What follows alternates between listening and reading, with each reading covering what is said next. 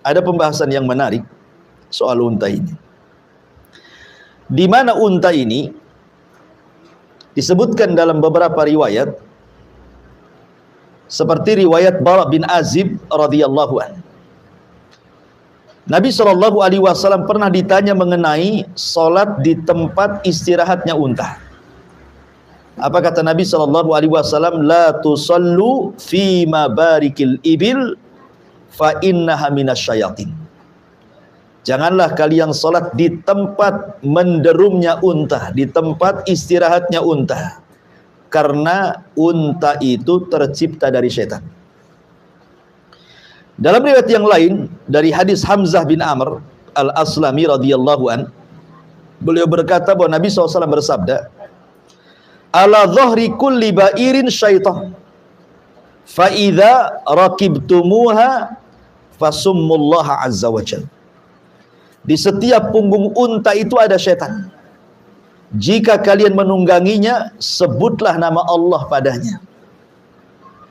Kemudian riwayat yang lain, Nabi SAW mengatakan dalam hadis Ibnu Majah, fa innaha khuliqat minasyayatin, karena unta itu diciptakan dari setan. Di sini ada polemik ikhwan tentang perselisihan ulama, apakah asal penciptaan unta ini? Karena ada hadis dari Ibnu Majah, fa innaha khuliqat minasyayatin, unta itu diciptakan dari setan. Ya. Di sini jadi polemik para ulama tentang asal penciptaan unta ini. Kalau malaikat asal penciptaannya dari cahaya, kan itu ya. Kalau jin syaitan jelas dari api. Kalau Nabi Adam dari tanah.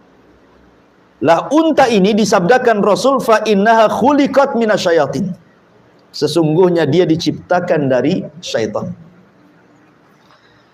Apakah yang dimaksud unta itu diciptakan dari syaitan?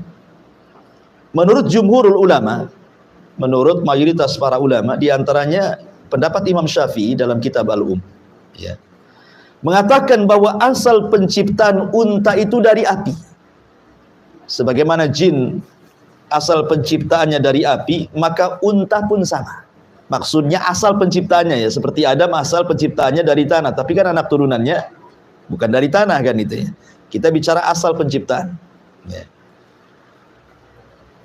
Lah di sini Imam Syafi'i rahimahullahu taala mengatakan dalam kitab Al-Um, berdalil dengan hadis dari Abdullah ibn Mughaffal dari Nabi SAW, idza adraktumus salata wa antum fi murahil ghanami fasallu fiha. Kalau kalian mendapati salat, kemudian kalian salat di tempat istirahatnya kambing, salatlah di situ. Fa innaha sakinah wa barakah, karena tempat kambing itu tenang dan ada berkahnya. Wa idza adraktumus salata wa antum fi a'tanil ibili fakhruju minha fasallu fa innaha jinnun min jinnin khuliqat. Kalau kalian datang waktu sholat dan kalian sedang di tempat istirahatnya unta, maka keluar dari situ, jangan sholat di situ. Fa innaha jinnun, karena sesungguhnya unta itu adalah jin, dari jin yang diciptakan. Ala tarawnaha idza nafarat, karena kalau seandainya engkau melihat, dikhawatirkan dia akan menyerang kamu. Ya. Dari hadis ini, Imam Syafi'i rahimahullahu telah berpendapat, dan ini pendapat mayoritas ulama, mengatakan bahwa asal penciptaan unta itu dari syaitan. Asal penciptaan unta itu dari syaitan. Terjadi silang pendapat, maksudnya dari syaitan itu apa? Ada yang mengatakan bahwa innaha khuliqat min jinsin khuliqat minhu syayatin. Jadi dia diciptakan dari satu jenis yang diciptakan padanya setan. Ada juga yang mengatakan bahwa tidak, dia adalah perkawinan dari binatang, jenis binatang yang ada di tengah-tengah manusia dan binatang dari kalangan jin, kawin. Ya. Jadi binatang yang ada pada manusia kawin dengan binatang yang ada dari kalangan jin, lahirlah unta. Gitu maksudnya. Jadi apa perpaduannya? Ya. Ini juga satu pendapat. Ya. Ada juga yang mengatakan bahwa anna khuliqat min asliha min narin. Memang dia diciptakan asalnya dari api. Asalnya dari api. Ini perselisihan ulama soal pendapat yang pertama ini masih khilaf juga di situ. Tetapi pendapat yang lain bahwa unta itu, nanti saya akan sebutkan perkataan para ulama setelahnya. Pendapat yang kedua, bahwa yang dimaksud itu bukan unta itu diciptakan dari setan, dari api, bukan. Tapi maksudnya Rasul melarang tidak boleh sholat di kandang unta itu karena unta itu punya tabiat setan, bukan diciptakan dari setan. Dan saya cenderung kepada pendapat kedua ini. Ya. Apa alasannya? Kenapa maksudnya ketika Rasul mengatakan khuliqat min syaitan, bahwa unta itu diciptakan dari setan, maksudnya tabiatnya, bukan asal penciptaannya dari setan. Kenapa? Pertama, kita bisa lihat surah An-Nur ayat 45.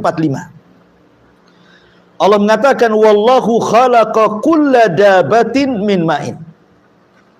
Faminhum man yamshi ala batni wa minhum man yamshi ala rijlaini wa minhum man yamshi ala arba' yakhluqullahu ma yasha innallaha ala kulli syai'in qadir.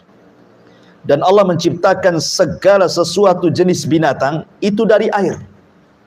Maksudnya air di sini menurut ahli tafsir maksudnya air sperma, sama dengan manusia. Ya kan? Dari sperma kan itu. Maka di antara binatang itu ada yang berjalan dengan perutnya, seperti cacing, ular gitu kan, itu kan berjalan dengan perutnya. Ada binatang itu yang berjalan dengan kedua kakinya, seperti ayam, entok, soang gitu ya. Dan ada juga berjalan dengan 4 kaki, kambing, sapi, unta dan begitu seterusnya.